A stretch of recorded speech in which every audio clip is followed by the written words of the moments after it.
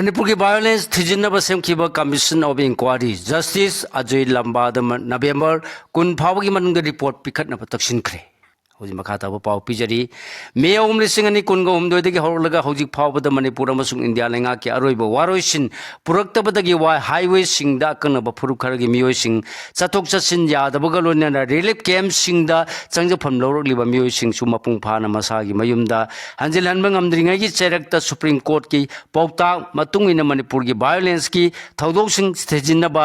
सेमखिबा justice Ajay लंबाना chairman ओइबा commission of inquiry Manipur violence मसीगी रिपोर्ट यूनियन लेंगाना थासी कुन फावगी मनुंगदा पिकट पियु हाइना तक्सिनख्रे इरमसीगी मतांग दंगसी इम्फाल ईस्ट की कोंगबा खेत्री लाइकाइदा लेइबा नाहरो लमजिंग मैरा NMLA ngapiगनी खेत्री लाइकाइदा लेइबा नाहरो लमजिंग मैरा NLM गी प्रेसिडेंट KH सनाहल न खुये पिदुना कमीशन ऑफ इंक्वायरी की चेयरमैन जस्टिस अजय लंबा ने एड्रेस तब आइब सिरोला पिसिन खिबगा लोनेना सिरोला सिगी कॉपी सिंग गवर्नर एके बला अमसुंग चीफ सेक्रेटरी डॉक्टर पिके गोयल दसु पिक्रे हाइरे सिरोला दुना कमीशन ऑफ इंक्वायरी की चेयरमैन द फुंगदो की वाफम सिंगी मनुंग मणिपुर की वायलेंस का मरी लेनबा एफिडेविट अमा इम्फाल ईस्ट के डिप्यूटी कमिश्नर की खुथांग द कमीशन ऑफ इंक्वायरी असिदा जनवरी अनि लिसिंग अनि कुनगा मरी द पिसिन की हाइरे बीजेपी के नेशनल जनरल सेक्रेटरी की खोंगचत असी इसम चंब ओइरोय बीरेन मतम कुइरबगी तुंगद मणिपुर की वाथोक लांथोक मरकता नुमित निनी हुमनी की खोंगचत लाकदोरिबा बीजेपी के नेशनल जनरल सेक्रेटरी BL संतोष अमदी नॉर्थ ईस्ट की इंचार्ज संबित पत्र की खोंगचत असी इसम चंब खोंगचत ओइरोय हाइना चीफ मिनिस्टर वरंबा बीरेन फोंगदोखरे वाफम असी बीजेपी मणिपुर प्रदेश न मे अहुम लिसिंग अनि कुनगा हुमदोयदगी थोरखबी इरांग मरम मोरदुना लांजेलकपद ख्वाइदगी अवाब मायोक नखिबी मसा लुमलबी नुपी सिंग मतेंग पांगबो ओइना कुमलंपा की यूथ हॉस्टल द हांग मसा लुमलबी नुपी सिंगी रिलीफ कैंप ngasi क्लोज तौसिनबगी थौरम द फुंगदोखिबनी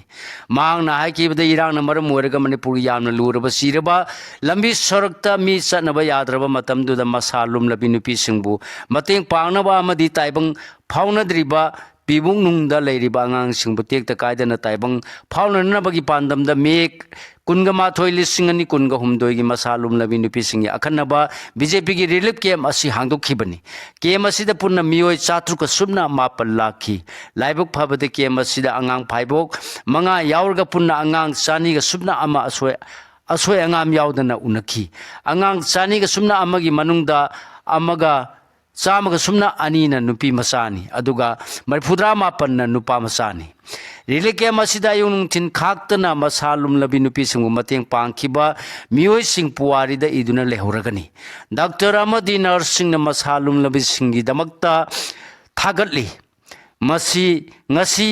कैम्प असिदा अरोइबो ओइना आंगांग उनरबा मतुंगदा पांथुकबा इपान की थौरम असिगी मतुंगिदी कैम्प असी क्लोज तौरगनी ngasi कौबा नुमित असिदगिदी सेंबिरकपा मपुना चानबिदुना लमदम असिदा इंग तप्पा तंगदु लैताबा हालकपा ओरसनु हाइकी नाकल अमरोमदा था असिगी तरानी थोइद लाकनी हारिबा बीजेपी की नेशनल जनरल सेक्रेटरी की खोंगचत असिदा स्टेट असिदा पॉपुलर गवर्नमेंट अमा सेमलगदरा हाइना पाउमिसिंगना हंगबा वांगी पाखुमदा बिरेना हाय मतम कुइरबगी तुंगदा मणिपुर की वाथोक लांथोक मरक असिदा बीजेपी की नेशनल जनरल सेक्रेटरी BL संतोष अमदी नॉर्थ ईस्ट की इंचार्ज संबित पत्र न मणिपुर लाकदोरिबा नुमित निनी हुमनी की खोंगचत असी इसम संबा खोंगचत अमा ओइरोय अफबा पुरकनी थाजै हाइकी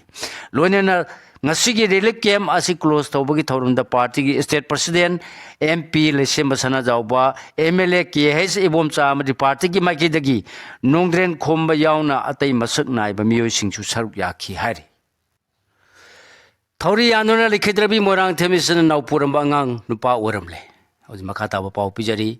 ngarang nungthen pung ani rom tarakpada kumbi PS na konba kumbi setupur mamang leikaida leiba masagi yumda thauri yanduna leikhidrabi tha taret ki angang naupurabi morang themi sel elais amusna chai kungani thoi amapuroiba em nauksana naupuramba angang adu nupa oramle थौदोस की Matang police ने लखट case की RIMS की Marrion संघ मा की हक्सांग educative magistrate video recording तौर postmortem examination पांथोखरे postmortem examination पुरब आगांग नुपा ओरब थेंखीबनी की हक्सांग पोस्टमार्टम एग्जामिनेशन तौरबसु मपुरोब एम नाउसागी इमुंगी मियोई सिंग लाक्तबगा लोइनेना नुपी मयुम अमसु नुपा मयुंगी मरक्ता यासन्नबा पुरक्तबदगी हक्सांग अदु लौदुना अरोय मथौ मंगम पांगथोखिद्री पनब याबदी थौदोसी माकी मपुरोइबना मंगोंद मयाई काब चिंजाक सिंग सासिलगा यान तोइना ओटपी नैबीबनी हाबगी मरांद मपुरोइबा एम नाउसा कुंथ्रागा मंगाबो खोसाउनब्रा मियामना फुबदगी फिबम लुना सोक्तुना ngaraंदगी रिम्सता लाइकनरक्लिबनी अमरोमदा थौदोसीगी मतांगदा जस्टिस फंगनबगीदमक पांदमदा ngasi joint action committee JSC अमा सेमख्रे हाइरी असम लेंगा की कैबिनेट मिफमना नुपी अनि लोनबा थिंगनबगी बिल अयाबा पीखरे चीफ मिनिस्टर हिमंत बिस्वा शर्मा लुसिंगलिबा असम लेंगा की ngasi पांगथोकेबा कैबिनेट मिफमना स्टेट अदुदा नुपा अमना नुपी अनि लोनदोदा युम्बान मिनबदा अथिंगबा पीनबगी bill the Assam prohibition of polygamy bill लिसिंगनी कुनगा मंगा अयाबा पीखरे कैबिनेट मिफमना याबा पीरबा बिल असि असम असेंबली दा खननबा था सिगी कुनगा मंगा दा स्टेट असिगी असेंबली मिफमदा पुथोकलगनी हाइरे अदुमोनमक बिल असिना असम दा लेबा एथनिक फोरब सिंग अमसुंग 6 शेड्यूल गी मखादा लेबा मियोय सिंगदी कौंसिल लोइदौरी डेंगी अनोबा केस चामगा तरागा तरु ngasi numidaang wairam lenga ki health services losingdagi phangba report ki matungina haukiba pung 12 gi manungda dengi yanauba positive case chamaga tara taruk thengnare hari anoba casing asi Imphal West da humpudraga mapan Imphal East da kungani pan Bisnupur da ani Thobal da mari Ukhul da ma amasung Kangpokpi district da ani thengnabani hari nongna ngasi nongna thengnaba positive case chamaga tara taruk asi hapsilaba matungda ngasi phawbuda state asi da thengnaba laina asigi apunma positive case masing lising mari ga chatru humpudraga tare sure hari KCP PWG Police Control Room nanga sinumidang thor pachero lamadang ngarang police na KCP WG gi kuman tem promila kunithoi kobin nupi ke darama pasoi PS na koliba khumbong la kai dagi phare hari mak Thobal district ki lang Thobal khunau khongjom dagi ni mahojing na kashampa ta leiri bani mangon dagi two wheeler Suzuki SS MN06 SE0325 ama mobile phone ama cell यावबा bag अमा PAN card अमा अमसुंग Aadhaar card अमा record तौरे हाइरे हाइरो part 2 मे लेता पालतगी खुजुकोलाई सिंग फंगले ngasi security force na Thobal district ki hairok PS ki jurisdiction manung chaliba hairok part 2 me leina paltagi khujukolai sing recover tawre hari police ki serora mana haibada recover tawraba khujukolai sing adudi magazine ga konaba SLR amma magazine ga konaba sniper rifle amma double barrel rifle amma single barrel rifle amma tongan tongan ba magazine gi nongmai ahum .36 ki high explosive grenade ahum .303 rifle gi marusa amma Motorola handshake amma charger amma konaba baufeng handshake mari amasung double barrel gi cover amani hari UG ani phare nongmai amasung cell phangle police control room nanga sinumidang thor pachero lamana koireng na lusingba ULF ki Ningthojam Inausa Airlines Parler Airlines Pandamba Nipu Koba Thobal district ki hairo part 2 Singdon Popi Kedar Amma Lamjau Makhale kai Pukhi Asoba Manakta gi ngarang security force na phare hairi mangonda gi mejinga konaba .32 gi pistola ma nongmai asigi maru ahum ID card amma SIM card ani yauna mobile phone amma two wheeler amma amasung lupa lising nipu ma thoiga chani yauramba pass amma purse अमा recover तौरे हारी अमरोम दंगासी UPP के गी Yamuna मरुने alias अवतार कुनगतरे कौबा केदर अमा वाइखोम PS की वाइखोम police की मनुंग चलीबा लांगमैदों मनिंग ममांग लेकायदा लेबा मयुमदगी security force ना मोबाइल फोन अमगा कोनना फारे हाइकी ना कुंथ्रा खंगतखरे लोकताक ते लेबा कुंथ्रा नितो CRPM IG मणिपुर अमसुं नागालैंड सेक्टर की मखादा पोटर्स हाउस एजुकेशन सिंधुना एकलबिया model residential school ngasi pangthokiba civic action program da sayol mari gi training pina banaha kuntha khangat khre hairi leiba nga kani haidun thorokliba miyoi sing mamai leiduna khakcheloi dabni elangmam dijumani makata pau pijari leiba nga kani haidun thorokliba miyoi sing mariba mapurum nga na bu honor pamatamda mai leiduna khakcheloi dabni haina yanglam assembly constituency gi ex MLA elangbam dijumani na phundukre Wapam Singasi Universal Friendship Organization UFO South Headquarters Number 1 Kaksing Kunau Amuraba Battalion Manung Sana Labor Mete Huela Long Sintam Sanglen Sajal Academy UFO Gitopasing Mundum Bransky Kun Suba Rising Dieg Marum Rising Day Toram Pangto Pada Saruyaduna Mana Pundukibani. I call ye culture Masaksing Mahan than a Kanaba Honabada Kodimaki Todangle, Emilia Siam Kumar. Makata Paupujari, Yellow Way the Laser Glaba, Nad Culture Sing Mankrabade, Kogi Pazar Taxi Kasi, Hona Lonsa Sing, Asizukai Tarakani, Maram Maduna. I call ye culture Masak Sing Manki, the number Kanaba Honabada, Kodimaki Todangle, Haina, Andro Assembly Constituency, Emilia Tonodam Siam Kumana, Pundukre. Laibak Kang Kung Shining a Mite Singbu Itak Irang Pamba Tahanaba, Taurang Kudak the Tokadabani, M. Razin. Laibak Kang Kung Shining a ing Tapa Hanjilactring a the Laibak, Langanat,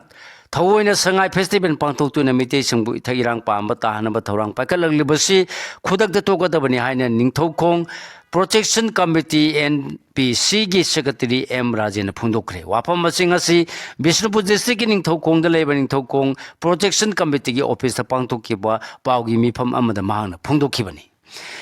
Mipam Sida NPC Joint Secretary Oinam Sonamani, Assistant Finance Secretary L. Basi Amadi Committee Sigi, Executive Member Singchu Saruk Yaki Hari. Lambi Semi the Babu Yanindaba Pondokuna Mahilui Sung Yauna sat down Sataba Hokre. Kausing Lamkai the Wabagai Lamkai Pawagi Lambi Semi the Babu Yanindaba Pondokuna, Kausing District Headquarters the Labelinga Kilusung Sing Mahilusung Sing Amadi Kaksing Kachen Yauna, Matam Kaktaba sat down Gi Konjanga Singasi, Ahing Nungai the Gisataba Hokre. Ngasi Kaksing Katil the Pangto Kiba Pau missing Unabama, the World Kaksing Clubs Coordinating Committee, AKKCOC Secretary Mayang Lambam, Mani Yaman Pondo Kiba the Kaksing District, Maya Sabu Powder Saliba, National Highway Sama Contracted, Lambi C. Semjan B. Nabagidamak, Mari Lanaba Authority Sing the Maikaya Song Miamna Karakana, Hajaduna Lakre, Adubulambi C. Suksem Sembi the Nalay Patagi Kaksing Bazaar Business, Welfare Association Amasung Kaksing Katialapun by Imalup Ani Nangasi November, Tara Pauda, Lambi C. Mari Lanaba Department Ki Maika de Semba Hudrabadi Akan Bakonjang Sanction Gini Habagi, Section Wa Mangjona Tamkiba Lekre, Adubungasi Pawa Lambi C. Sembi Bahudrabani Nangasi Ahing Nungyadegi Kongjang Kongyangsi Sangsil Lagani Haina Miam the Lautuk Sabani. Kaksing Tongan Ba, CSO Sing Kaksing Bazaar Business, Welfare Association, Kaksing Katena Punbi Malubu, all Kaksing Clubs, Coordinating Committee, Joint Non-Government Voluntary Organization Kaksing Apun Banupilo, Voluntary Coordinating Committee Kaksing Lamkai Bazaar Board, Amasung, Nahasingi Kontangi Apun Bambi Pamama Pang Toklaba, Matungda Apun Magi Warib Amagi Matungin Lambi Semba Hodriba Pauba, Kongjangsi, Satanaba Warib Nakibani Hari.